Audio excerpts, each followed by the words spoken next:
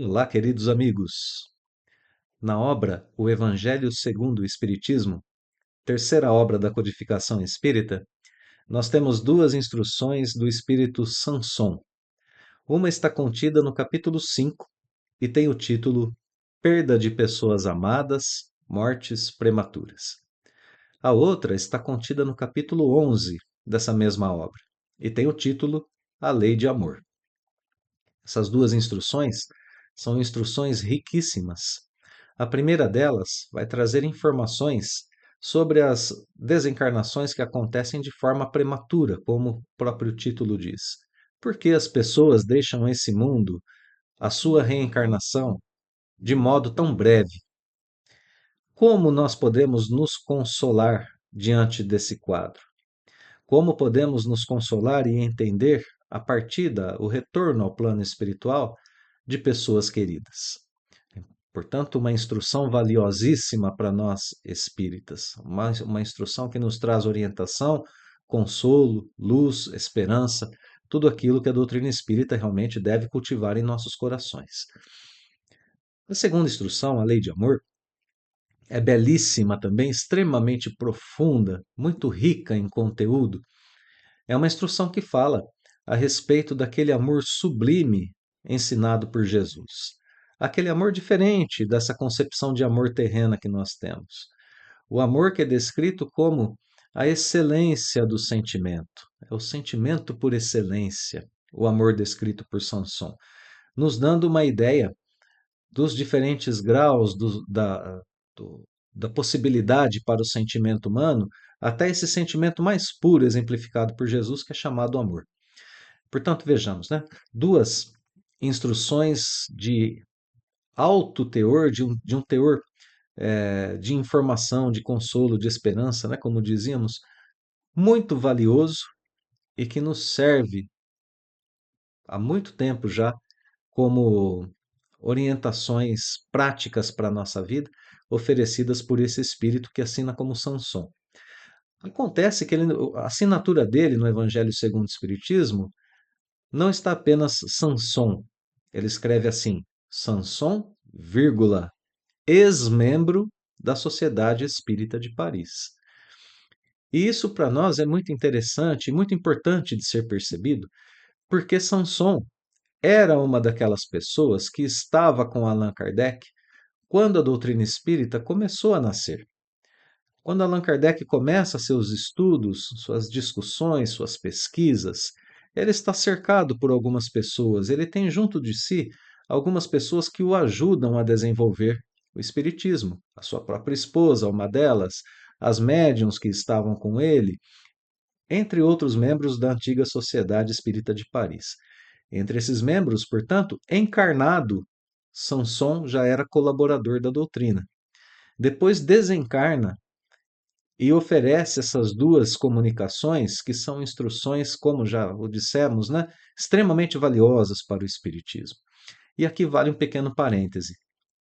Nós sabemos que Allan Kardec é um espírito acima da média para os espíritos terrenos, naquilo que diz respeito à sua inteligência, ao amor que Allan Kardec tinha, à sua disposição e à sua elevação moral.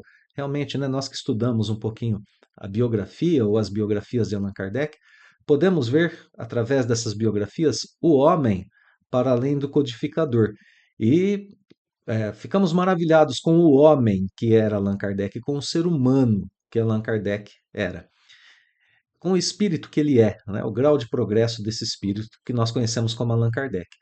E com esse tipo de estudo que a gente está fazendo agora, aqui, né, juntos, que nós estamos promovendo, nós estamos nos conscientizando de que ele não era o único espírito de alto grau de elevação, que haviam espíritos encarnados junto com ele que tinham também um grau de progresso muito interessante, como é o caso de Sanson, né? Para oferecer comunicações desse teor, desse conteúdo, não é qualquer espírito que oferece, né?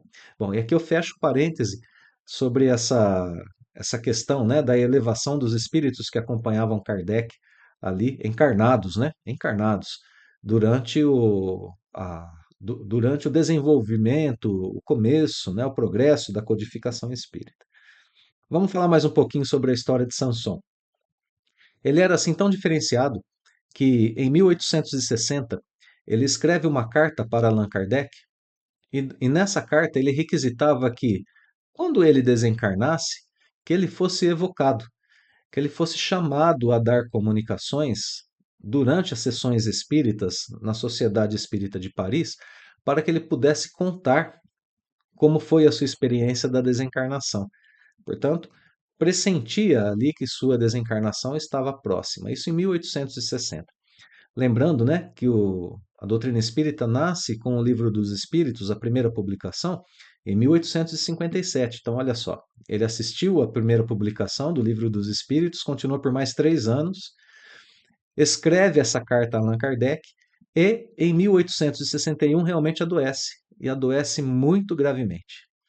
Passa por padecimentos terríveis, segundo a narrativa do próprio codificador de Allan Kardec. E é descrito por Allan Kardec como um homem sempre muito bem-humorado, resiliente diante da sua dor. Um homem que dificilmente se aborrecia porque tinha sua mente concentrada em assuntos graves, em assuntos sérios. Tinha ali, diante dos seus momentos de dor, uma resignação, uma paciência, uma fé que eram exemplares a todas as outras pessoas. Tudo isso movido pela consciência que o Espiritismo despertou nele. A fé, a esperança, a consciência da vida futura, tudo isso fazia com que ele visse o seu momento de doença e de dor como o início do abrir das portas para a sua vida futura. E realmente vem a desencarnar um ano depois, em 1862. Bem, esse homem era dessa forma em vida, né? Quando ele desencarna, Allan Kardec, junto a alguns outros membros da Sociedade Espírita de Paris, vai ao seu velório. E, para surpresa de todos, ainda durante o velório, Sanson dá a primeira comunicação através do médium, o senhor Lemarie. Interessante que esse médium não conhecia pessoalmente Sanson. Não conhecia pessoalmente. Dá a comunicação e, através da sua comunicação, revela traços do seu caráter, revela alguns de seus hábitos. O espírito Sanson se refere, através desse médium, aos seus filhos, coisa que o médium não sabia sequer que ele tinha, né? Filhos. E assim, através dessa comunicação e dessas características que o próprio espírito aponta, ele é capaz de assinar, né, a sua real identidade, dizer, não, sou eu mesmo me comunicando, sou Sanson. A sua identidade ficava ali, então, atestada, já durante o seu velório. E ele completa dizendo que, depois de 8 horas da sua desencarnação, do seu desenlace com o corpo físico, ele já estava no plano espiritual, com a sua lucidez, com as suas ideias completamente recobradas, com consciência de que estava no plano espiritual e, portanto, pronto para dali dar algumas orientações, algumas explicações, algumas comunicações a Allan Kardec e a sua equipe, que ainda estava na Terra, ainda desenvolvendo a doutrina espírita. Essa história do espírito Sanson serve para nós aqui espíritas como um grande alento, como uma grande esperança, porque era um irmão que estava encarnado, que passou ao plano espiritual e que de lá pôde transmitir para todos nós aqui na Terra conforto, esperança, luz, a certeza da continuidade da vida do espírito, o que é de um valor imenso para nós espíritas. Bem, meus amigos, essas não foram as únicas duas comunicações que Sanson deu, essas que estão no Evangelho segundo o Espiritismo não foram as únicas. Ele se comunicou algumas outras vezes pelo médium, o Sr. Lemarie, tratando ali de algumas questões delicadas sobre a desencarnação, sobre a situação do espírito após a morte do corpo físico, e foi retratando coisas que acontecem no plano espiritual. Allan Kardec, em suas observações, escreveria depois que Sanson trouxe um elevado ensino na descrição que ele faz do instante da transição e salienta, Allan Kardec salienta depois que nem todos os espíritos estariam aptos a descrever esse fenômeno com tanta lucidez quanto Sanson. Então vejamos, né? É um conhecimento interessante que a doutrina espírita nos traz e, ao mesmo tempo, uma luz em nossas vidas. porque Sanson, sim, era membro da Sociedade Espírita de Paris, continuou a sê-lo depois de sua desencarnação, contribuindo ali para o desenvolvimento do Espiritismo. E nós outros, todos, somos membros da Sociedade Espírita que está presente no mundo em 2025, né? Esse ano é importante para as nossas vidas, porque é o presente, né? É o nosso presente. Somos todos membros da Sociedade Espírita Mundial hoje.